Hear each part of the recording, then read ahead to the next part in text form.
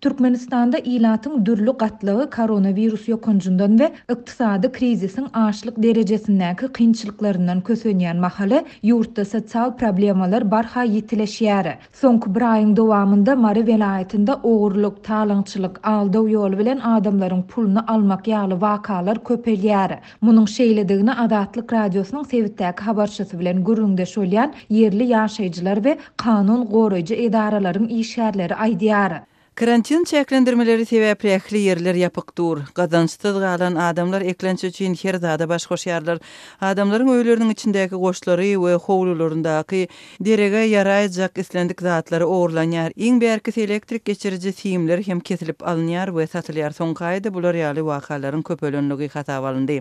Dip efirde atlandyrylmasızlygyny soran marly kanun goraýjylaryň biri 3 noýabrda habarçymyza gurrun berdi. Şeýlede ol welaýatyň bayramaly etrawynyň häzirki wagtda jenaýatçylygyň iň köp hasaba alynan etrawydygyny hem sözüne goşdy.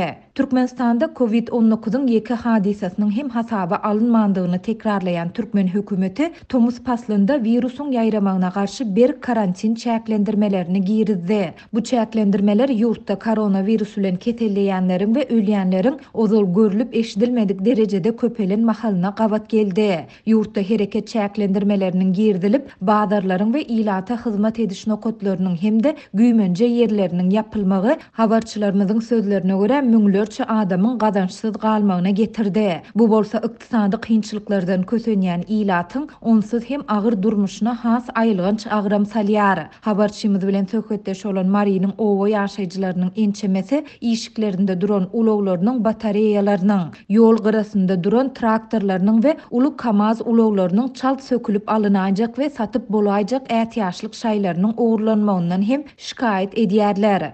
Geçen hepde men ulogumyň batareýasyny ogurladyp täze satyn almaly boldum.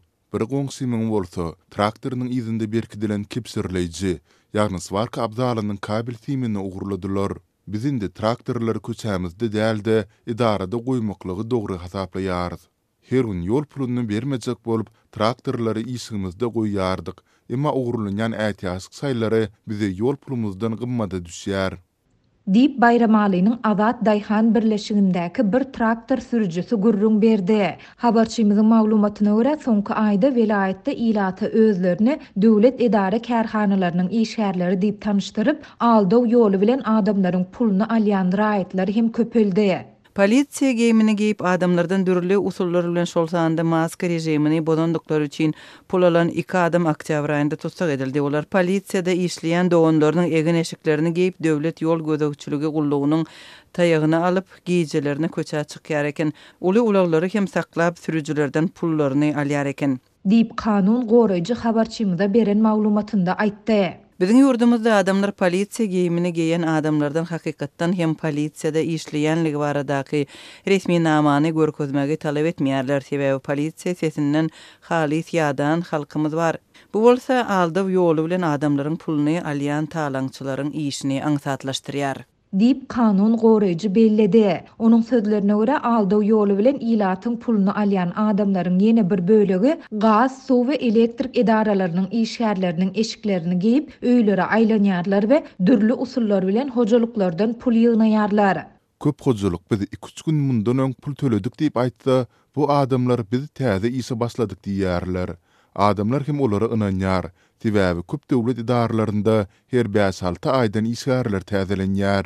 Dip marly ýaşaýjylaryň biri anonimlik şertinde habarçymyza beren maglumatynda aýtdy. Bu adamlar ele salnanda köplenç ozal özleriniň aldaw ýoly bilen hiç açan adamlardan pul almandygyny, karantin sebäpli ähli yerler ýapyk bolan soň çağlaryny ekläp bilmän çykalgasyzlykdan bu işe baş şoşandyklaryny aýdýarlar. Azatlyk bu ýagdaýlar barada Mary welaýat we Bayramaly etrap polisiýa müdürliklerinden goşmaça maglumat hemde kommentari almagy synanşdy. Ýöne redaktamyzyň 3-nji noýabrda saat 12:00-16:30 aralygynda eden iýdigderli synanşygy netije bermedi.